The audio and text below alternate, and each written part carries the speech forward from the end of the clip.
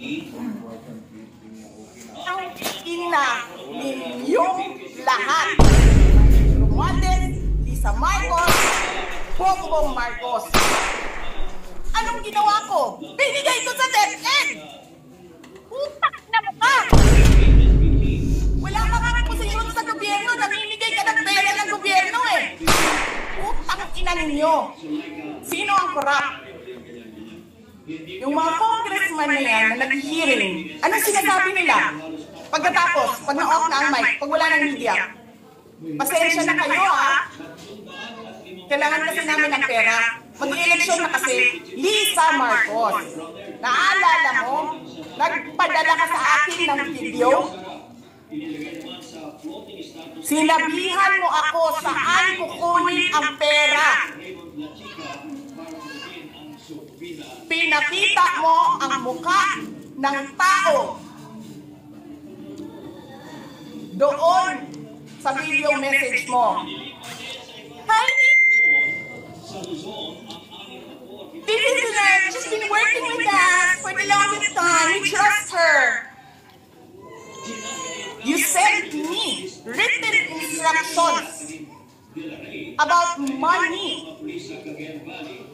Millions a month. Anong nakalagay doon sa envelope? DepEd! Anong ginawa ko? Binigay ko sa DepEd! Utak na mukha!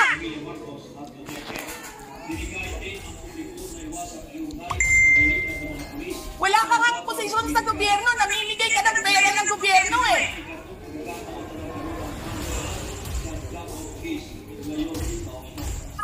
Kasi bakit ito? Yung tangan ng mga kasama ko sa opisina sa mga president.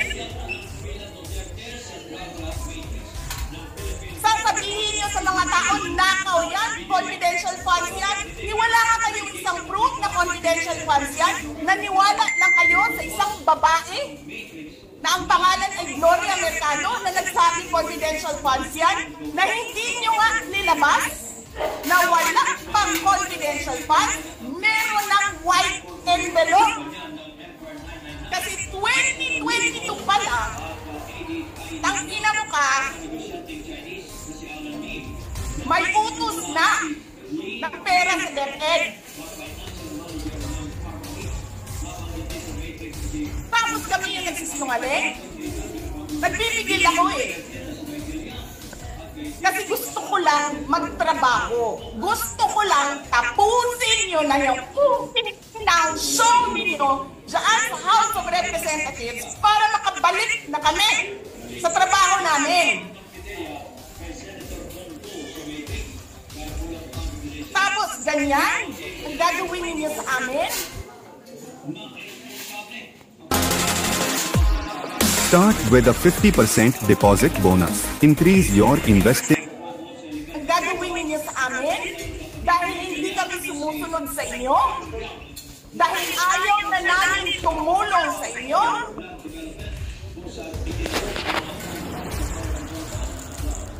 Ganito gagawin ninyo?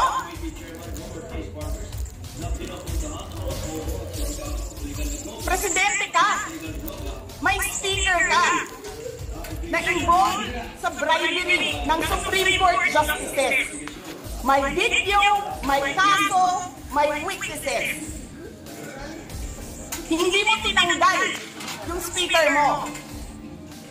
Pinabayaan mo siya abusuhin ang pera ng bayan. Paikot-ikot sa buong bansa, namimigay ng pera na para bang kanya yung pera.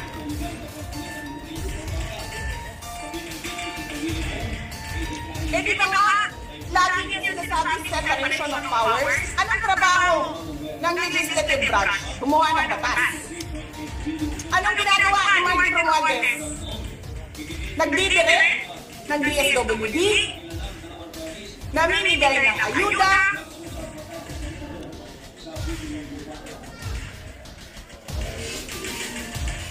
nagsasabi kung anong bibigay, anong gagawin, sino ba ang presidente dito.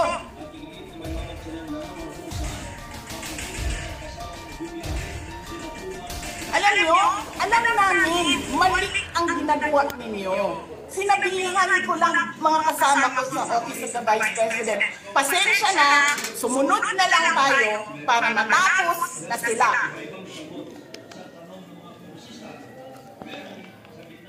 Tapos ganito ang gagawin ninyo, alam namin, walang contemptuous doon sa ginawa ni Yusek Lopez. Wala. Lahat ng tanong, sinagot niya, pumunta siya, maayos siya kumausap, and then sasabihin ninyo sa amin, bakit kami susulat sa COA? Bakit hindi kami susulat sa COA? Hindi tapos ang appeal namin, hindi tapos ang audit namin. Tapos, buhag-hag na ninyo tihatanan ang isubmit namo sa COA? Hindi. Sobra kahayahan ninyo ng mga tao.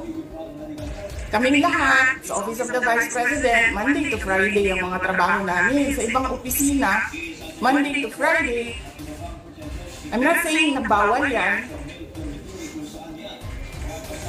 But, alam mo yun, that is something that civil service should think about. May mga opisina ng gobyerno, 4 na araw lang pumapasok. Yung iba, 5 araw pumapasok.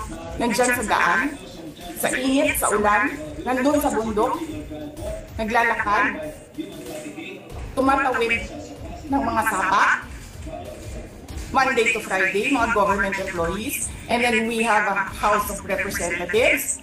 Monday to Thursday lang ang trabaho.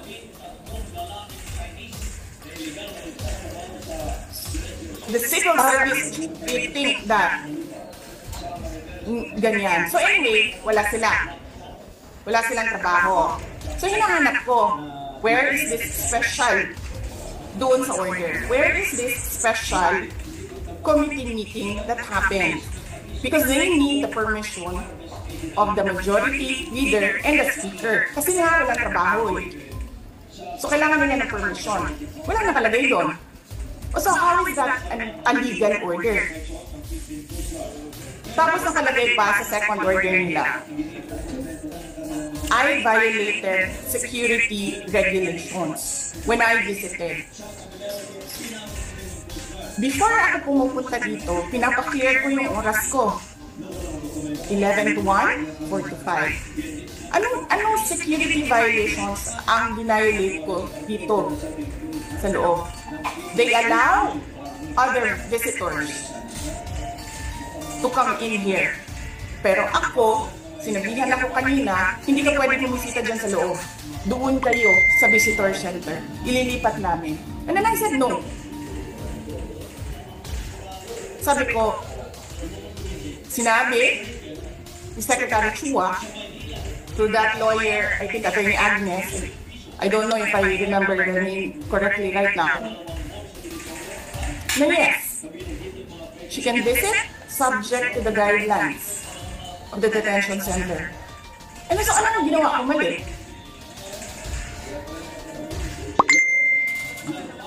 Sasabihin nyo, I violated security regulations. Ano yun? Wala naman akong dalawang baril. Nung sinabi sa akin na hindi ako pwede pumasok, nag-antay ako. Alam mo, pinipigyan ko ka ng pasensya yan sa taas ba yan? Kanina eh. Ngayon hindi na. Nagsinungaling pa siya.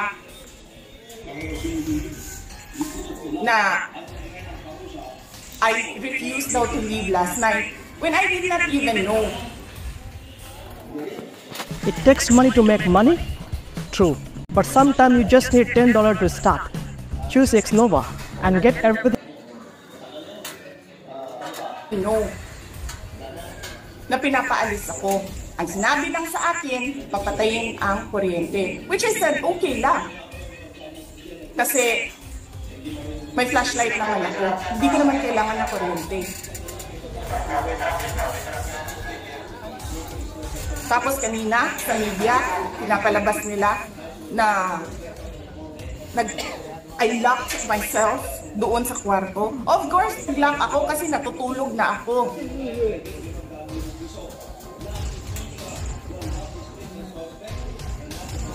Tapos, what?